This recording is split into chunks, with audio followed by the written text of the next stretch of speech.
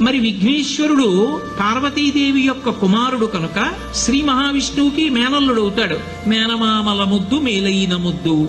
ఓసారి ఎందుకో వైకుంఠానికి తీసుకెళ్లాడు, మేనల్లుడు కదూ సంతోషంగా తీసుకెళ్లి అక్కడ సుదర్శన చక్రం పెట్టుకున్నాడు. ఇదేమిటో బాగుందని తీసి తొండంలో కింద పెట్టి మింగేశాడు. అయ్యబాబో ఇది శత్రు సంహారకమైనటువంటి సుదర్శన చక్రం రా, దీన్ని మింగేశాడు పిల్లాడని ఎలా బయటికి తెప్పించాలో అర్థం కాక విష్ణువు మొట్టమొదట ఆ పిల్లాడి ముందు ఇలా చెవులు పట్టుకుని గుంజీలు తీశాడు.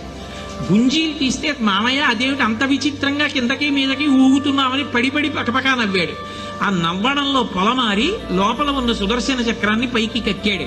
పైకి కక్కడానికి విష్ణువుకి సాధనంగా ఆనాడు గుంజీలు తీశాడు కనుక ఎవరు గుంజీలు తీస్తారో వాళ్ళని చూసి సంతోషించి అనుగ్రహిస్తూ ఉంటాడు.